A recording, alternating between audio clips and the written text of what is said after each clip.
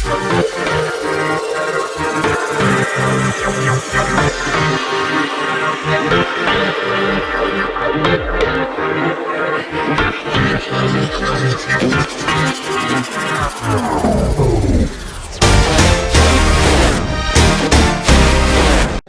itu wajib dilaksanakan.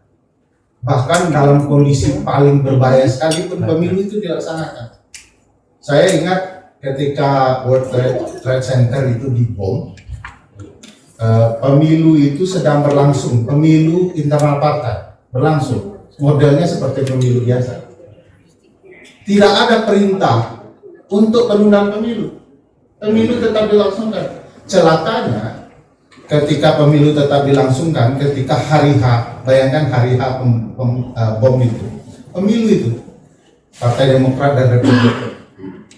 Celakanya ketika tetap dilaksanakan, tetap dibuka, karena teorinya memang harus dilakukan. Polisi seluruhnya itu ke ground zero, ya. Pemilih tidak bisa datang. Jadi masih ada pemilih yang mau datang, Pak. Tapi terhalang macet karena memang mobil wing-wing itu kan mondar-mandir. Jadi terjadi pemilu susulan. Kapan itu susulan? 1 bulan setelah itu. Jadi pemilu tetap akan dilaksanakan di daerah yang tidak terjadi konflik, tidak ada penundaan. Nah, makanya istilahnya itu ketika pembuat undang-undang sedang normal jiwanya, ya, itu istilahnya susulan dan lanjutan. Susulan ketika kemudian suatu daerah belum memulai tahapan. Lanjutan, dia sudah jalan beberapa tahapan, tiba-tiba terjadi masalah, dia akan dilanjutkan dengan tahapan berikutnya. Jadi tidak dikenal di dalam konsep pemilu. Bahkan perang sekalipun pemilu. Tapi bukan di lokasi perangnya itu, wilayah lain yang dianggap aman. Makanya saya pikir sejak kapan ada teori penundaan pemilu itu? Sejak orang sedang bernafsu. Nah, keluar teori baru itu. Mabok. Saya tidak tahu mereka mabok atau tidak, Pak, karena saya tidak pernah duduk sama yang mabuk cerita soal perpanjangan masa jabatan. Nah, oleh karena itu menurut saya memang isu ini harus berhati-hati direspon. Sepanjang konstitusi dihormati, maka akan dijalankan konstitusi itu secara baik. Pertanyaan besarnya, mungkinkah konstitusi sudah terang benerang begini akan ada orang yang melanggar konstitusi? Wah, pasti, Pak. Sekarang aja saya sedang mengusulkan, mungkin Bang Refli tidak setuju, Pak Jurul tidak setuju. Usulan saya, kelas ilmu perundang-undangan dibubarkan saja. Karena tidak ada gunanya kami belajar ilmu perundang-undangan kalau praktiknya menyimpang semua. Coba bayangkan undang-undang cipta perpu itu.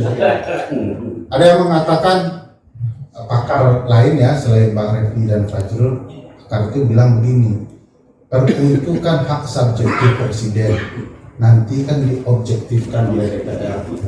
Ini masih di negara antar-bantar nih ahlinya. Nah, itu teori yang salah dipahami dalam konteks perpu. Perpu itu muncul karena 3 hal, ya. 1, ya, karena memang ada keadaan mendesak, nggak ada cara lain. Kedua, kalau ada hukum tidak menyelesaikan masalah atau kosong hukumnya. Ketiga, memang dibutuhkan proses cepat. Nah, itu putusan MK sendiri. Kebetulan ahli ini pernah memutuskan perkara yang di MK ketika dia jadi hakim. Lupa teori itu. Teori yang oh enggak, saya enggak mau gitu. Namanya negeri antar berhantu. Jadi Bang Refli silakan di nanti Bang Refli. Oh iya, kita kebar-kebar. Mungkin juga. Jadi ada putusan itu yang memberikan 3 syarat itu dilanggar. Coba bayangkan bagaimana kemudian orang belajar ilmu perundang-undangan menyampaikan ke depan mahasiswanya. Begini teori yang baik, oh prakteknya enggak begitu, Pak.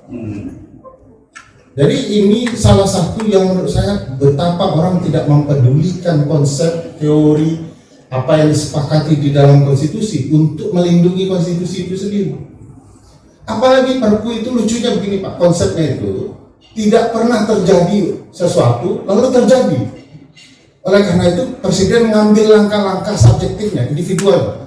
Ini harus diselesaikan cepat, saya putuskan keluar perpu. Supaya subjektifnya itu bisa dinilai benar, maka diobjektifkan oleh DPR. Artinya belum ada pernah terjadi kesepakatan antara Presiden dan DPR terkait sesuatu. Kalau Cipta Kerja sudah terjadi kesepakatan, wong isinya undang-undang Cipta Kerja yang mengusulkan DPR. Jadi sebelum Perpu dikeluarkan sudah disepakati nih barang.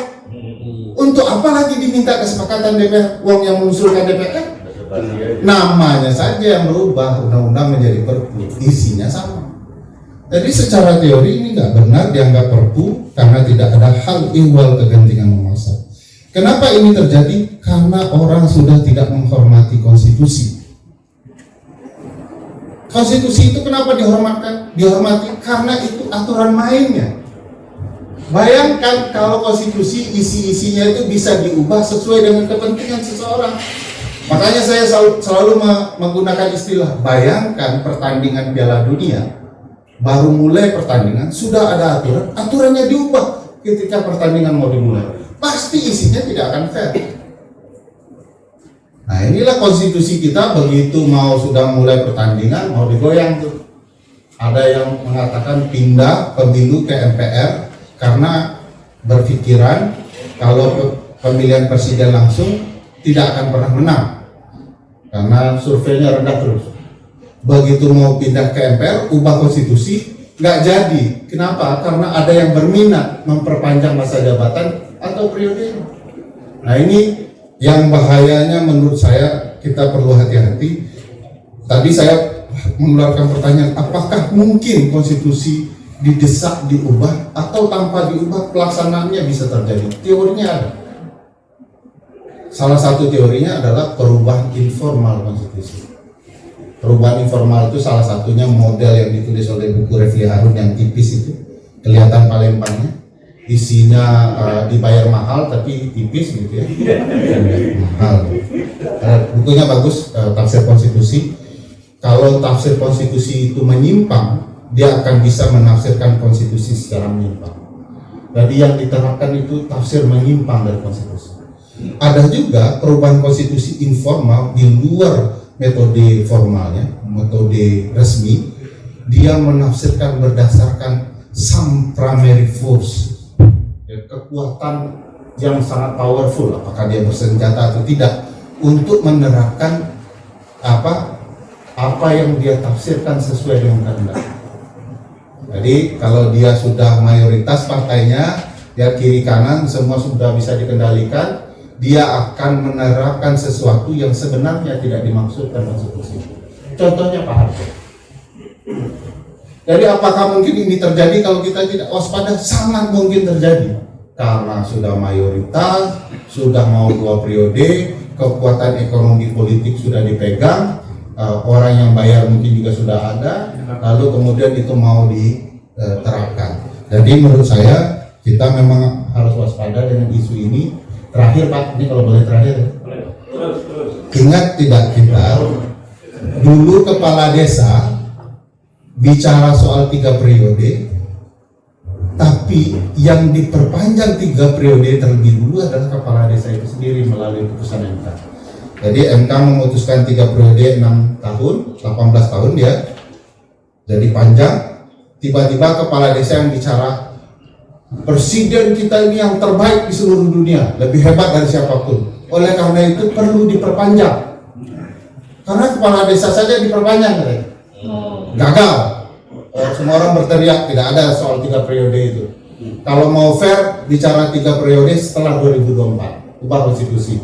Kampanye bicara, nggak ada partai yang berani itu Pak. Kalau betul-betul mau mengubah konstitusi sesuai amanat rakyat 2024 kampanye kan. Kalau rakyat betul-betul setuju, yang terpilih paling banyak pasti yang disetujui rakyat.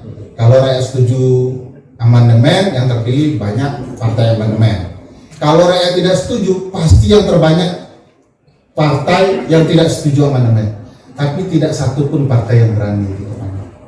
Makanya aneh tuh 2019 tidak pernah kampanye perubahan konstitusi, begitu terpilih kampanye itu. Jadi suara siapa? Ngaku-ngaku saja suara rakyat. Setelah kepala desa tadi bicara 3 periode, gagal, orang ribut. Nah, sekarang bicara perpanjangan 9 tahun. Nah, kalau dilihat konteks kemarin kepala desa bicara 3 periode, lalu setelah mereka dapat 3 periode, mereka mendorong presiden. Sebentar lagi ini kepala desa akan bicara presiden 9 tahun. Karena jelas nih orang yang mau didorong, dan paling hebat adalah kepala desa mengancam partai politik. Kalau tidak setuju 9 tahun, kami habiskan di desa. Sejak kapan kepala desa berani ngancam partai politik? KPK saja tidak berani. Dan sejak kapan partai politik pura-pura menerima usulan itu? Saya terbayang kalau partai politik kita tegas itu berhenti semua kepala desa. Tapi jangan-jangan partai politik yang nyuruh kepala desa ini ngomong. Minimal partai politik mayoritas. Sekian, terima kasih.